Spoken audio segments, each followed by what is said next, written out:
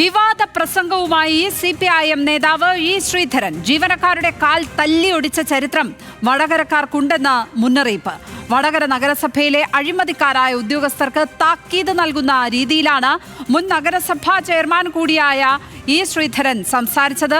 മുഖ്യമന്ത്രി ഉദ്ഘാടനം ചെയ്ത പരിപാടിയിലെ ആശംസാ പ്രസംഗത്തിലായിരുന്നു CPIM നേതാവിന്റെ വിവാദ പ്രസംഗം.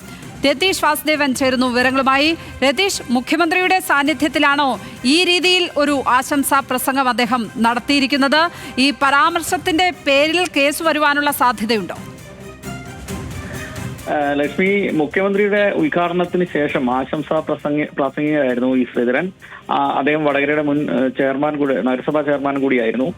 സത്യത്തിൽ ഒരു സതുദ്ദേശപരമായ ഉള്ള പ്രസംഗം എന്ന നിലയിൽ തന്നെ പലരും പറയുന്നുണ്ടെങ്കിലും ഈ വാക്കുകളുടെ പ്രയോഗമാണ് ഈ ഇത്തരത്തിൽ വിവാദമായി പോയിരിക്കുന്നത്. മുൻപ് ഈ അഴിമതിക്കാരെ വടകരക്കാർ കൈകാര്യം ചെയ്തത് ഇത്തരത്തിലാണ് എന്ന് സൂചിപ്പിച്ചുകൊണ്ടാണ് പണ്ട് ഇവിടെ നഗരസഭയിലെ ഒരു കെട്ടിട നിർമ്മാണ വിഭാഗത്തിലെ ഒരു എഞ്ചിനീയറെ കൈകാര്യം ചെയ്തത് കാല് തല്ലിയൊടിച്ചാണ് എന്ന് സൂചിപ്പിച്ചത്. രതീഷ്, നമുക്ക് രതീഷിലേക്ക് മടങ്ങിയെത്താം. നമുക്ക് ആ പ്രതികരണം, അദ്ദേഹത്തിന്റെ ആ പ്രസംഗം ഒന്ന് കേൾക്കാം.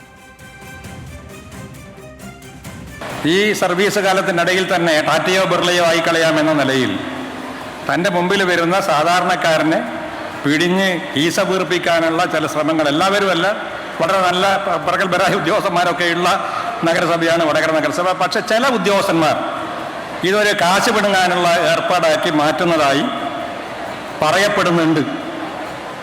അങ്ങനെയുള്ള ഉദ്യോഗസ്ഥന്മാരോട് ഒറ്റ കാര്യമേ പറയാനുള്ളൂ. ഒന്ന്, വിജിലൻസ് കേസുണ്ട്, പിടിപ്പിക്കാൻ വളരെ എളുപ്പമാണ്. അതിനേക്കാളും പ്രധാനം, വടകര നഗരസഭയിൽ പണ്ടൊരു ബിൽഡിംഗ് ഇൻസ്പെക്ടർ ഉണ്ടായിരുന്നു. പൈസ കിട്ടിയാലേ കെട്ടിടത്തിന് ലൈസൻസ് കൊടുക്കൂ എന്ന നിർബന്ധമായിരുന്നു. അവസാനം ഐസ് റോഡിൽ വെച്ച് അയാളെ കാല് തല്ലി ഒടിച്ചിട്ടുണ്ട്.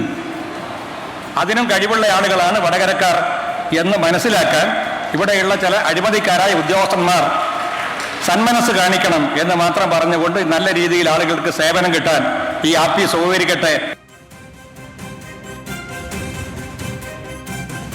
രതീഷ്, സതുദ്ദേശപരമായ കാര്യമാണ് പറയുന്നതെങ്കിൽ പോലും അത് കൈകാര്യം ചെയ്യുന്ന രീതി സംബന്ധിച്ച് അത് നിയമം കയ്യിലെടുക്കുന്ന ഒരു രീതിയെ പ്രോത്സാഹിപ്പിക്കുന്ന തരത്തിൽ, അതല്ലെങ്കിൽ ആൾക്കൂട്ട മർദ്ദനത്തെയൊക്കെ പ്രോത്സാഹിപ്പിക്കുന്ന തരത്തിലുള്ള ഒരു പരാമർശമായി പോയില്ലേ അത്?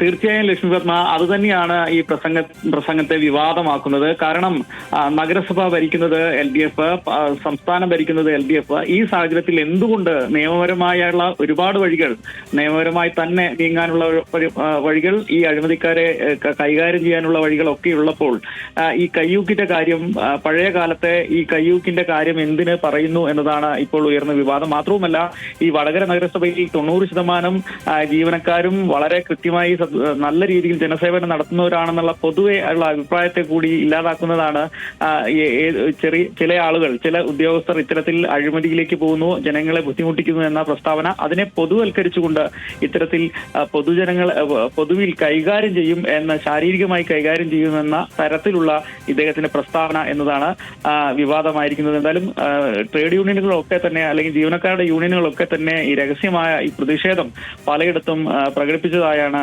പറയുന്നത്. ഏതായാലും സതുദ്ദേശപരമായ എന്ന് തോന്നുന്ന രീതിയിലുള്ള പ്രസംഗം വിവാദമായതോടെ CPM അല്ലെങ്കിൽ LDF തന്നെ ഇതിന് മറുപടി പറയേണ്ട സാഹചര്യം വടകരയിൽ ഉണ്ടായിരിക്കുകയാണ്. തീർച്ചയായും ആശംസാ പ്രസംഗത്തിലൂടെ പുലിവാൽ പിടിച്ചിരിക്കുകയാണ് ഏതായാലും ഒരു CPIM നേതാവ്. രതീഷ് വാസുദേവനാണ് വിവരങ്ങൾ പങ്കുവച്ചത് കോഴിക്കോട്.